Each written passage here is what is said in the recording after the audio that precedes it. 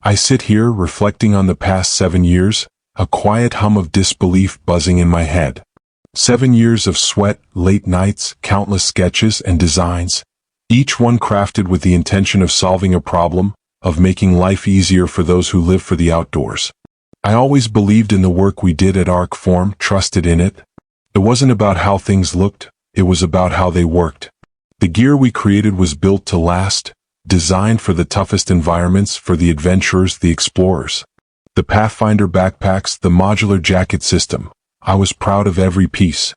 I built that reputation, my designs earned respect in the industry. But now, as I stare at the empty office, the desk cleared of the clutter I used to surround myself with, it all feels like a lifetime ago.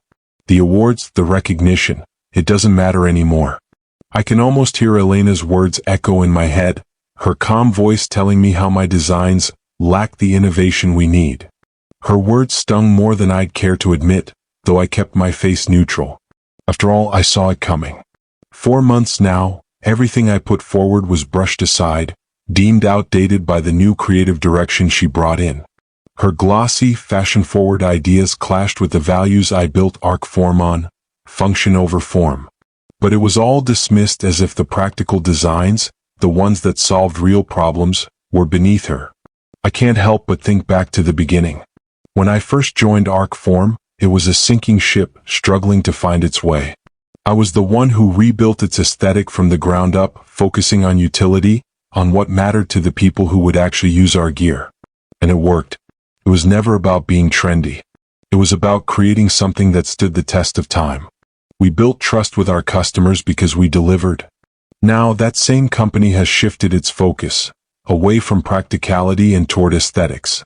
And in doing so, it left behind everything that made it great. It's hard to let go of something you helped shape, but I knew it was over the moment she walked in with Heather from HR. The words were polite, but the meaning was clear. I had built something here, but it wasn't the future anymore. They didn't need me anymore. And as I packed my things, unplugged my tablet, and left the office for the last time, I couldn't shake the feeling that Arc Form had made a mistake. It wasn't just my career they were discarding. It was a philosophy, a vision. The kind of design that puts function before fashion. I've always believed that what works, what endures, will always rise above trends. I thought I'd feel angry or maybe even sad, but I didn't. Instead, there was this strange sense of clarity, like I could finally breathe. I was free from their vision, from the constraints they placed on what design should be. And as I drove home, something shifted in me. I wasn't done. I had more to offer than what they were willing to see. I'd been quietly developing ideas for months, designs they rejected because they didn't fit their narrow definition of forward thinking. But those designs? They were the future. And now, I had the chance to show them to someone who would appreciate them. As I sat in my apartment that afternoon, the sketches spread out before me, I couldn't help but smile. It was time to start over. Time to prove to myself and to everyone else that design isn't just about what's new or what's trending. It's about solving real problems, problems that matter to the people who use it. And that, I realized, was something Arc Form had forgotten. The call came early, a text from Elena asking me to meet her in her office. I'd felt the shift for months, the tension building ever since she took over as creative director. I had known this moment was coming, but nothing could prepare me for how it would feel to hear the words. As I walked into her office, Heather from HR was already sitting there, her expression neutral. I took a seat, bracing myself. Elena's words came quickly, without much emotion. She told me my designs were uninspired, that they lacked the innovation they needed moving forward. She didn't even look at me when she slid the termination papers across the desk, her perfectly manicured nails clicking softly against the wood. It was as if this was just business to her. I kept my face neutral, but inside there was a growing knot of frustration. My work had defined this brand for 7 years, built it from the ground up. I created the Pathfinder backpacks that were trusted by professional guides. I designed the thermal shift jackets that won awards for their functionality. But none of that seemed to matter anymore.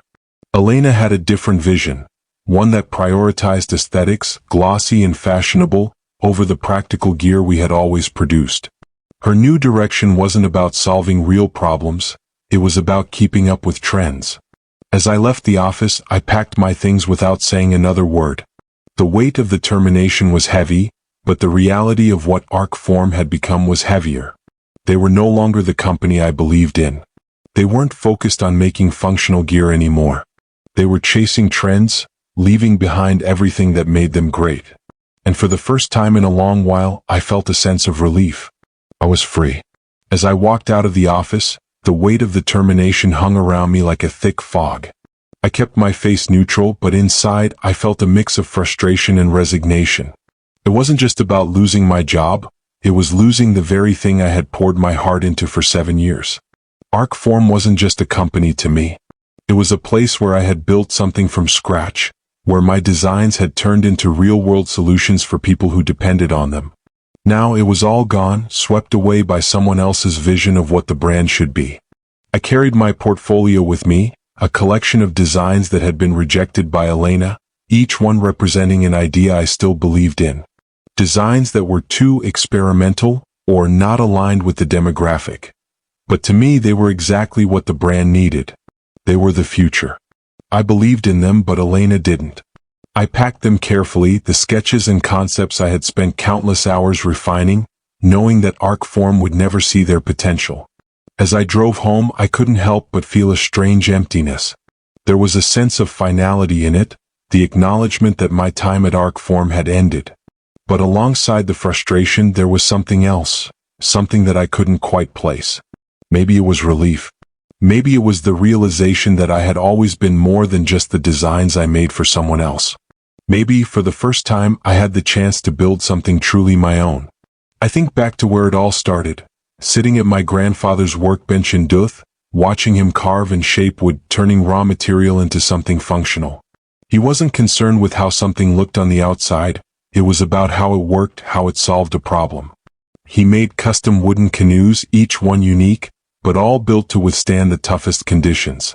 From him, I learned that function determines form, that design should serve a purpose, not just satisfy an aesthetic.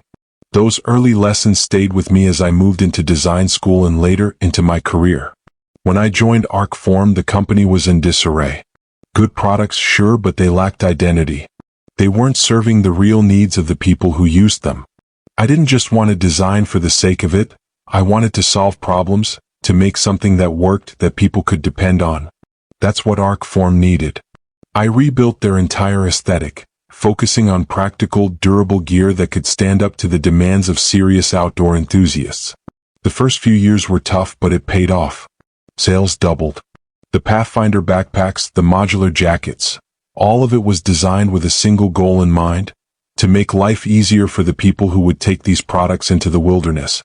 We earned trust by solving real problems. It wasn't about looking good, it was about being good, about function over form. And the outdoor community recognized that. They trusted us because our gear worked. But now, as I stand on the edge of this new chapter, I can't help but feel like that philosophy is slipping away. Elena and the new leadership want to chase trends, to make gear that looks good in a magazine spread, not gear that gets you through a week-long hike in the rain. That's not what I signed up for, and it's not what I built Arc Form to be. When James, the old CEO, retired, I knew things would change, but I never expected it to shift so drastically. The company brought in Vivin as the new CEO, and with him, Elena from the fashion industry. They had a vision, a glossy, magazine-inspired vision, that was all about elevating the brand's image. But it came at a cost. Suddenly, everything I stood for, function, durability, solving real outdoor problems, was pushed to the side. Elena brought in new designers, fresh graduates with impressive digital portfolios but no real-world experience. They had their ideas about what outdoor gear should look like, and that was all that mattered. My designs, practical, field-tested gear, were no longer the priority. It didn't matter that the Pathfinder backpacks were the trusted choice of professional guides or that the modular jacket system had won awards for innovation. None of that mattered anymore. The meetings began to focus more on aesthetic direction than actual product performance. Where we once discussed how to improve the function of our gear, now we were debating colors, textures, and the look of the products. My designs were sidelined, while the new trendy ideas were pushed to the forefront. It wasn't about solving real problems anymore, It was about staying on top of the latest fashion trends. The gear was becoming more about what it looked like in a catalog than what it did on a hike or an expedition. I started submitting concepts for new weatherproof gear, ones that would meet the challenges of actual outdoor environments. But each time, Elena dismissed them as uninspired. Then, just a week later, I'd see similar concepts being presented to the executives, now credited to Justin, one of her recent hires from a luxury brand. It was a pattern I couldn't ignore. They didn't just want to change the brand's direction. They wanted to erase everything that came before. And it was clear that I no longer fit into their vision. It was the week after I'd submitted my latest weatherproof gear concepts. Designs that had been years in the making, based on everything I knew about the needs of serious outdoor enthusiasts. I poured my heart into them, believing they were exactly what Arcform needed to move forward. But Elena didn't see it that way. She dismissed them outright, calling them uninspired as she always did. Then, a week later, I was sitting in a meeting when Elena presented remarkably similar designs to the executive team. They were mine. The concepts I had submitted, the ones she had rejected, now neatly repackaged and presented as Justin's work, her recent hire from a luxury brand. No mention of me. No acknowledgement of the design's origins. Just a new name, a new face claiming what I had created. The sting of it hit me hard, not just because of the blatant theft but because of the audacity. I had dedicated years to building Arcform's reputation, only to watch someone else take credit for my work. I'd spent late nights, early mornings, all to be pushed aside in favor of trend-chasing designs that didn't even respect the core of what we had built. That night, I called Thomas, an old friend from Arcform who had moved to Ridgeline Supply, our biggest competitor. He was now working as their material specialist, and after I explained the situation, he didn't hesitate. "How's your contract looking these days?" he asked, knowing full well I didn't have a non-compete clause. "No non-compete," I replied. Thomas paused. "Interesting. Very interesting," he said. And just like that, an opportunity opened up. I wasn't ready to let go of everything just yet, but as I sat there in my apartment, the weight of everything that had just happened sinking in, I realized something. I had more to offer than Arcform ever saw. And maybe it was time to put my work where it would be truly appreciated. The next morning, I started looking at my rejected designs again, but now with a sense of purpose. Maybe it was time to send them somewhere else, somewhere they would actually matter. I didn't waste any time. After that call with Thomas, I knew what I had to do. I packed up my things, left Arcform behind, and stepped into something new. Ridgeline Supply offered me an opportunity to create without restrictions, to focus on what truly mattered: function, durability, and practicality. They wanted fresh thinking, real solutions to outdoor challenges, and they were ready to take my designs seriously. When I walked into Ridgeline's office, the difference was immediately clear. The atmosphere was raw, focused, and practical. It wasn't about how something looked in a fashion show, it was about how it performed in the field. Melissa Hargrove, Ridgeline's creative director, was direct and no-nonsense, and I liked that.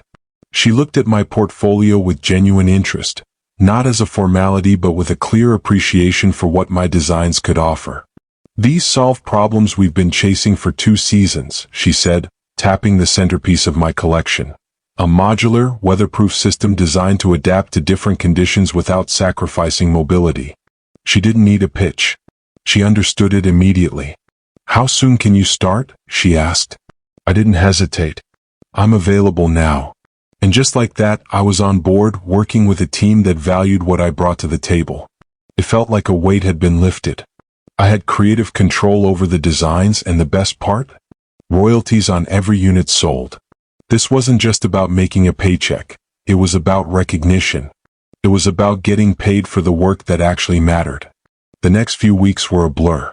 I dove into refining the designs I'd started at Arcform, taking everything I had learned from those years of rejection and putting it into something better, something that worked.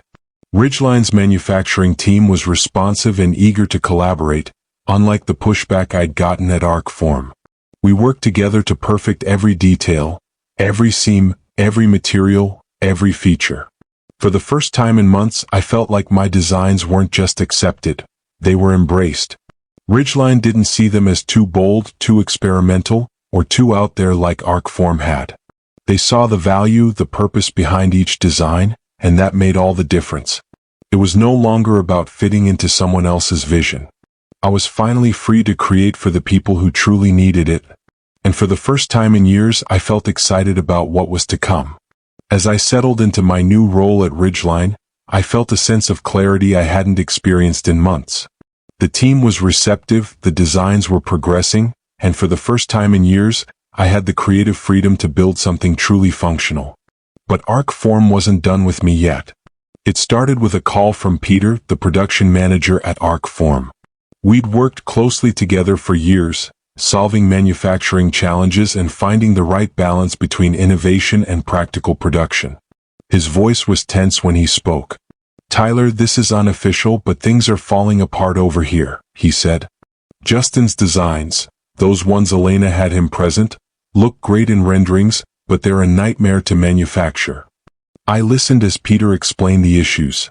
The materials didn't flex the way they should, prototypes were coming in too heavy, and there were problems with production timelines. The designs that were supposed to be Arcform's next big thing were quickly turning into a disaster. I couldn't help but feel a strange sense of vindication, but I said nothing. That was their mess to clean up now, not mine. But it didn't stop there. A few days later, I received another call from Peter, this time with a far more troubling piece of news. "Elena's telling everyone you sabotaged the transition," he said quietly. "That you left without proper documentation on your production processes. She's framing it as if you're the reason things are falling apart." The accusation hit me like a punch to the gut. It was a lie. I had made sure everything was in order before I left, even personally training Justin on my processes. I had always made sure Arcform's production team had what they needed to succeed. But Elena was spinning a story, trying to tarnish my reputation as I moved on. I felt my blood run cold. This wasn't just a case of me leaving for a better opportunity. This was her trying to destroy everything I had built. She was trying to rewrite the narrative, to make it seem like I was the problem. And for a moment, doubt crept in. Had I made the right decision? Was this fight really worth it? But then I remembered what I was fighting for, what I had always believed in. The designs, the gear that actually worked, the ones that solved real problems. This wasn't just about my career anymore. It was about standing up for the values I had always held dear. I wasn't going to let Elena's lies undermine that. I forwarded the details to Ridgeline's legal team, knowing that Elena's threats wouldn't hold water. I had the documentation, I had the evidence, and I wasn't going to back down. It was time to let the market decide. The more Elena's accusations grew, the more I dug in my heels. Ridgeline had my back, and I wasn't about to let Arcform's attempt to rewrite the story go unchallenged. As much as the thought of getting involved in legal battles made my stomach turn, I knew this wasn't just about me anymore. It was about protecting the integrity of my work, the designs that I believed in and had spent years developing. I sent everything I had, emails, sketches, production notes, to Ridgeline's legal team. They responded quickly, backing me up with the evidence that I hadn't just abandoned ship without leaving things in order. I had documented every step of my process, every design I had worked on, and they had all been shared in good faith with Arcform. Elena's story of sabotage couldn't hold up. Meanwhile, Arcform's internal issues continued to snowball. Peter kept me updated on the production troubles they were facing. Justin's designs, which had been touted as the next big thing, were falling apart. The materials weren't right, the prototypes were heavy, and the production was delayed. Elena's carefully curated image of innovation was crumbling fast, and I could feel a strange sense of satisfaction at the thought of their struggle. They had dismissed my work, rejected my designs, and now they were paying the price. But I couldn't let myself get caught up in their mess. I had my own path to follow. Ridgeline was moving fast, and the Summit Series was shaping up to be everything I had hoped for. For the first time in years, I felt like I was where I belonged, creating designs that were built for real outdoor needs, not just market trends. I knew the road ahead wouldn't be without challenges. There were still the whispers, the rumors, and the legal threats hanging over me. But with Ridgeline's backing, I had the confidence to face whatever came my way. I wasn't going to let Arcform's mishandling of the designs distract me. I had a new chapter to write, one where my designs spoke for themselves. Elena could try to tear me down, but in the end it would be my work, the real, functional designs, that would prove her wrong. And I was determined to see that happen. The launch of the Summit series was nothing short of a revelation. As the first units hit specialized retailers nationwide, the response was immediate and overwhelming. Retailers who had previewed the collection were impressed, and the buzz began to build online. The outdoor community, which I had been a part of for years, was reacting in a way I hadn't expected, enthusiastically, eagerly. They weren't just buying products. They were buying solutions, real gear that worked in extreme conditions. For the first time in a long while, I felt the satisfaction of knowing my designs were exactly what the market needed. Melissa was right. Ridgeline moved quickly, but they moved smart. By the time the Summit series was out in the wild, the entire team had worked tirelessly to make sure everything was perfect. There were no delays, no manufacturing issues. Everything worked as it should. For the first time, I felt like I was truly being recognized for what I had spent years trying to do, designing gear that people could rely on. Then came the media coverage. Outdoor magazines started running feature articles. Gear reviewers praised the collection for its innovation and practicality, calling it revolutionary. One article in Outside magazine even ran a comparison between the Summit series and Arcform's upcoming Elevation series, noting the similarities but also the distinct differences in approach. They didn't explicitly say Arcform had copied my work, but the implication was clear. The timing, the designs, it was impossible not to draw the connection. I smiled, a sense of vindication washing over me.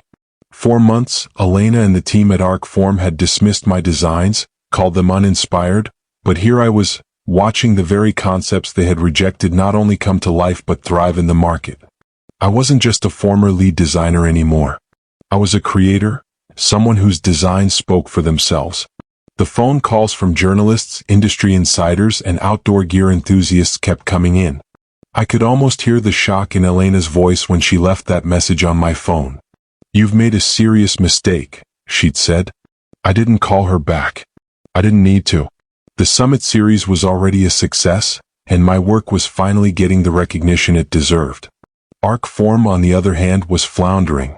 They had pushed my designs aside in favor of trendier concepts, only to watch those designs fall apart. Their Elevation series had been delayed due to production issues, and their stock price had already started to slip. Meanwhile, Ridgeline was thriving, and I was right at the center of it all, creating gear that actually made a difference. By the time the Summit series broke records, it was clear, good design doesn't follow trends. It solves problems. It meets real-world needs. And that's what endures. Elena's pursuit of fashion over function had ultimately led to her downfall, while I was being celebrated for sticking to my values, for understanding what real outdoor gear should be. I stood on the edge of a new chapter, one where my designs weren't just seen, they were embraced. As I looked at the first royalty check from Ridgeline, I knew this success wasn't just personal vindication. It was proof that, in the end, the best designs are the ones that stand the test of time, the ones that serve a purpose. And that, more than anything, is what I had always believed in.